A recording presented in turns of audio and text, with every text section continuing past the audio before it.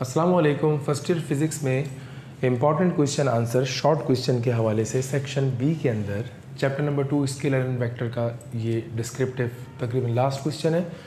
और क्वेश्चन ये है कि area of parallelogram and area of triangle, इसका न्यूमेरिकल भी आता है, इसका न्यूमेरिकल भी इम्पॉर्टेंट है और ये पूरी डेरिवेशन इसमें एरिया ऑफ पैरेललोग्राम मालूम करने को कहा जाता है and area of triangle important है। तो बेटा सबसे पहले हमने कंसीडर किया दो वेक्टर्स जिनमें से एक का नाम हमने रखा है सी, दूसरा डी है, जैसा कि डायग्राम में आपको नज़र आ रहा है। ओ से पी तक ये वाला वेक्टर सी है, जबकि ओ से लेकर आर तक दूसरा वेक्टर ये डी है। अब इसमें हमने ये करा है कि सबसे पहले वेक्टर सी का हमने एक इक्वल फ्री वेक्टर लिया, इसी तरह वेक्टर डी का भी एक इक्वल वेक्टर लिया इसके सामने जिसका नाम डी होगा। तो इन चारों वेक्टर्स को मिलाने के बाद हमें जो डायग्राम बनती हुई नज़र आ रही है वो एक पैरेललोग्राम है। इनके चारों कॉर्नर्स के हमने नाम रखे ओ पी क्यू आर, ताकि हम इसको बार बार कॉल कर सकें। तो अब हमारे पास जो एरिया का एक फार्मूला है जो कि बेसिक समझ लीजिए ज्योमेट्री के अंदर आप लोगों ने क्लास 8, 7 वगैरह में पढ़ा होगा प्रैक्टिकल ज्योमेट्री में, वो ये फार्मूला है कि area is equal to base multiply by height. तो अब इस डायग्राम में जिसका नाम पैरेललोग्राम है, इसमें बेस ओ से लेकर पी तक है, लिहाजा हमने बेस की जगह ओ पी रखा, जबकि हाइट बहुत सारे लोग इसमें स्टार्टिंग में पहली बार वो आर से लेकर ओ से लेकर आर तक को हाइट मानते हैं, जबकि हाइट हकीकत में आप लोग शायद जानते ही होंगे कि बिल्कुल वर्टिकल डिस्प्लेसमेंट जिसको आप एल्टीट्यूड भी कहते हैं, जो कि एस से लेकर आर या आर से लेकर एस तक है। तो आपने हाइट की जगह आर एस लिख दिया। अब जो कि डायग्राम कह रही है वो ये कह रही है कि ओ से लेकर पी तक जो भी है फासला, बेसिकली वो वेक्टर सी की मैग्नीट्यूड है। देखें इस पर वेक्टर की अलामत नहीं है। और हाइट की बात करें तो आपको नज़र आ रहा होगा कि वेक्टर डी हर वेक्टर जो है वो अपने बुनियादी रेक्टेंगुलर कंपोनेंट्स में डिवाइड किया जा सकता है। यहाँ पर आर से लेकर एस तक बज़ाहिर जो आपको दिख रहा है वो डी का वाई कंपोनेंट है, लिहाजा आर से लेकर एस तक जिसको आपने हाइट का नाम दिया है वहाँ पर आपने डी वाई इस्तेमाल किया।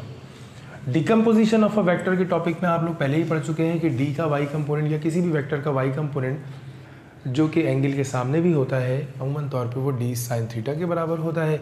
लिहाजा अब आप इस फार्मूले को लिख सकते हैं कि एरिया इज़ इक्वल टू सी, जबकि डी के वाई कंपोनेंट की जगह पर आपने लिखा D sine theta. From the concept of cross product जो हम थ्योरी का टॉपिक पढ़ के आए हैं, उसमें हम पढ़ चुके हैं कि दो वेक्टर्स की मैग्नीट्यूड और साथ साइन का फंक्शन अगर हो तो बेसिकली वो इन दोनों वेक्टर के दरमियान ली गई क्रॉस प्रोडक्ट की मैग्नीट्यूड के बराबर होती है। तो इस तरह एरिया बराबर हो गया सी क्रॉस डी की मैग्नीट्यूड। ये तो हमारे पास एरिया ऑफ पैरेललोग्राम का एक फार्मूला ड्राइव हुआ। अब इसी के साथ अगर एग्ज़ाम में आपको एरिया ऑफ ट्राइंगल के बारे में भी कहा जाए तो यहाँ पे लिखा है to find area of triangle we construct a line joining point O and Q. अब हमने एरिया ऑफ ट्राइंगल मालूम करने के लिए इस डायग्राम को एक बार फिर से दोबारा बनाया, सेम डायग्राम दोबारा बनाई गई, बस अब की बार हमने खुद से कंस्ट्रक्शन की है जो कि ओ से लेकर हमने क्यू तक एक लाइन जैसा एक डायगनल भी होता है उसको हमने ड्रॉ किया। अच्छा, यहाँ पर मैं आपको बता दूँ कि कंस्ट्रक्शन जो है वो हमारे अपने हाथ में है, लिहाजा हमने इस लाइन को जब ड्रॉ किया है डायगनल को, तो ये याद रखिएगा कि पैरेललोग्राम दो इक्वल हाफ में, दो बराबर हिस्सों में बंट चुका है, जो कि एक पैरेललोग्राम की प्रॉपर्टी भी है। तो लिहाजा अगर मैं इस पूरी डायग्राम का कुल एरिया मालूम करना चाहूँ तो हर कोई यही कहेगा कि सर लोअर ट्राइंगल यानी कि ओ पी क्यू के एरिया में अपर ट्राइंगल यानी ओ क्यू आर के एरिया को जमा कर दीजिए, तो आपके पास टोटल एरिया आ जाएगा whole figure O P Q R का। तो हमने लिखा कि area of O P Q R is equal to lower triangle का एरिया एंड अपर ट्राइंगल का एरिया। ठीक है, ये तो बहुत ही क्लियर आसान सी बात है।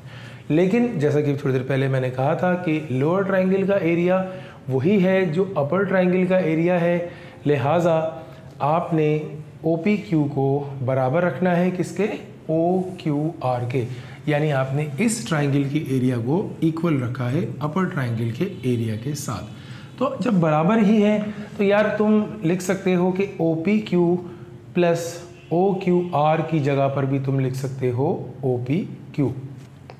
या तुम अगर इसको इस तरह नहीं करना चाहते तो तुम ओ क्यू आर यहीं लिखे रहने दो और ओ पी क्यू की जगह पे क्या लिख दो, ओ क्यू आर। बात तो एक ही है।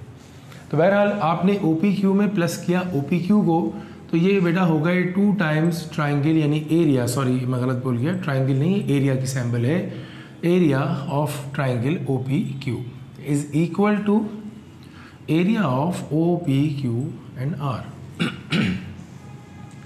2 मल्टीप्लाई में था, 2 इधर से मल्टीप्लाई में डिवाइड में गया, तो ये बन गया area of triangle O P Q is equal to half of area of O P Q R. जैसे कि पहले ही डिस्कस हो चुका है कि area of O P Q R या एरिया ऑफ दिस पैरेललोग्राम जो हम पहले निकाल चुके थे सी क्रॉस डी की मैग्नीट्यूड के बराबर आया था, लिहाजा आपने इस टर्म की जगह पर लिख दिया magnitude of c cross d. In general क्योंकि area of O P Q basically क्या है बेटा, एक लोअर ट्राइंगल है। अब ट्राइंगल चाहे लोअर हो चाहे अपर हो चाहे कोई से भी ट्राइंगल हो, हम इन जनरल में बात कर सकते हैं कि एरिया ऑफ एनी ट्राइंगल बराबर होगा 1/2 सी क्रॉस डी वेक्टर की मैग्नीट्यूड।